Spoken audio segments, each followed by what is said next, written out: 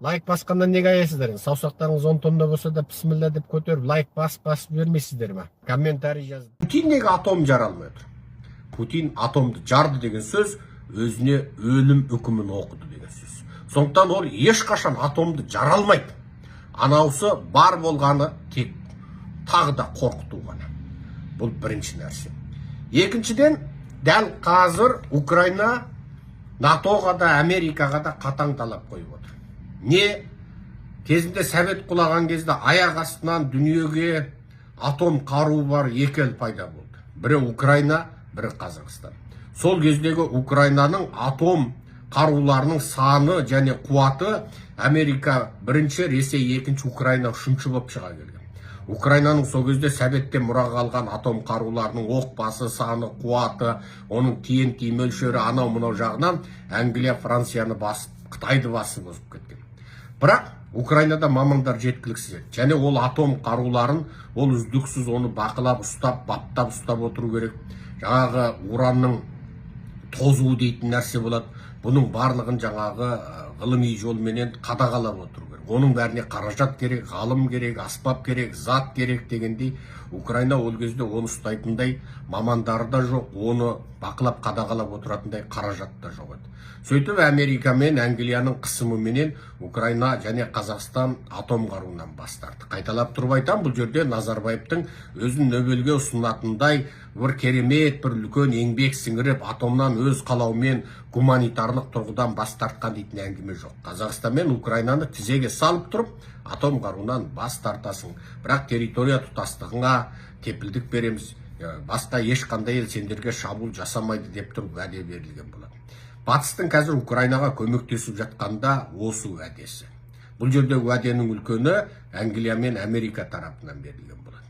Енді бұл арада қазір Зеленский және оның адамдары НАТОға да, Америкаға да мынандай талап қойып отыр. Егер Ресей үздіксіз түрде атоммен бопсалайтын болса, онда Украинаға сол кездегі атом қаруын қайтарып беру керек. Немесе Украинада өздері мәлімдегендей, біз мамандарымыз жеткілікті, кез келген уақытта атом қаруын зерттеп жасай аламыз деп отыр. Оларда атом электр станциясы бар. Ендеше олар атом қаруында жасай алады. Атом электр станциясы мен атом қаруының ортасындағы айырма, атом электр станциясы бар болғаны уранның ыдырағанда шыққан энергиясын суға жіберіп, суды ысыту арқылы одан электр шығарады. Бар болғаны уранның жаңа ыдырау процесін баяулатады. Ал атом қару соншама күшті энергия бір сәтте шығады. Яғни атом электр станциясы деген сіз құртты аузыңызға салып, оны ұзақ уақыт жарты күн сорып жүріп, жаңағы сөлін алып, құртты аузыңызда ұстап сорғаныңыз сияқты болады да.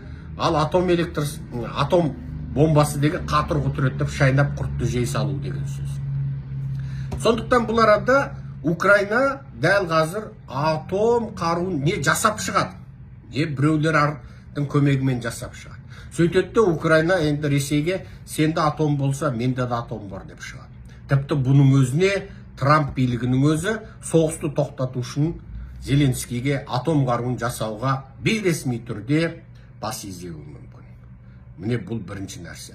Екінші бір маңызды нәрсе, қазір Байден ақсақал Ресейдің бүкіл ең маңызды деген банктеріне санкция салды. Оның ішінде жаңағы Ресейдің Путиннің жаңағы бүкіл ақшасы келіп отыратын Газпромның банкі, Газпром банк.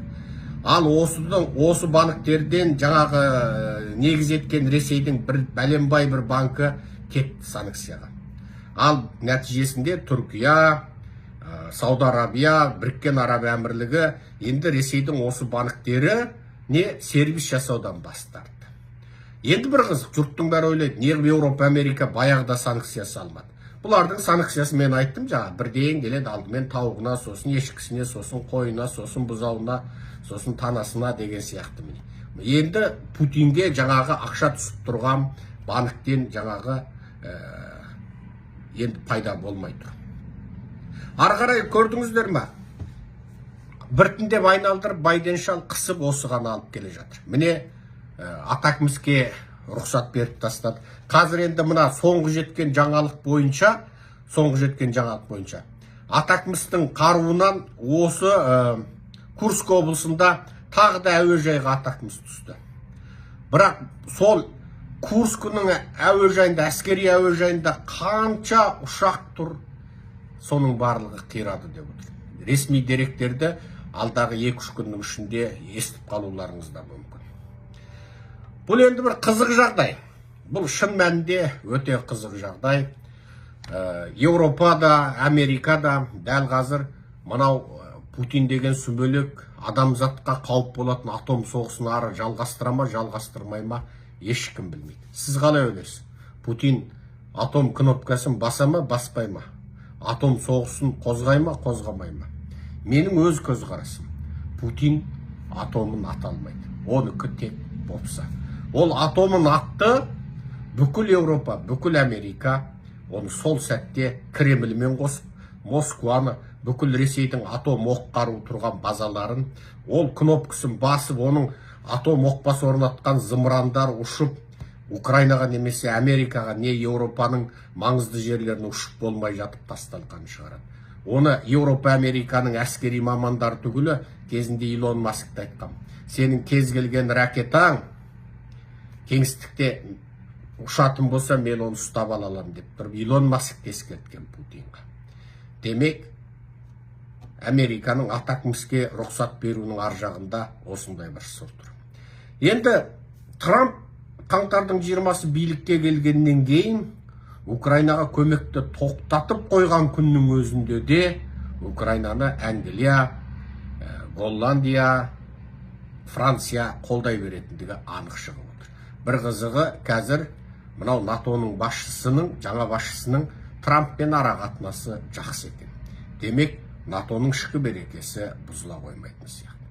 Қысқасы, батыс жағынан жақсы жаңалық көп, Путин әлі белгісіз. Анау видеоның өзі жасанды деген мамандардың сөзіне сенетін болсақ, Путин соңғы ең мықты деген бункерін Storm Shadow тескеннен кейін, өзі атқан баллистикалық зымыранның өтірік екенін, сәбеттен қалғанын Еуропа, Америка біліп қойғаннан кейін, Путин шын мәнінде ашуын сол откасынан алып жатса керек. Енді Тоқаевтың соңғы кезде аяқ астынан Қазақстанның лауазымды әскери тұлғаларына, парламентке, билік өкілдеріне мынау Ресей мен Украина ортасындағы соғысқа байланысты шұғыл жағдай, анау мынау дайындық деп бүкіл мына биліктің жалдамалы жазғыштар жазып, ойбай, Қазақстанда соғысқа қатысты президент тапсырма берді деп шулап қапты. Бұның барлығы оттаған әңгіме.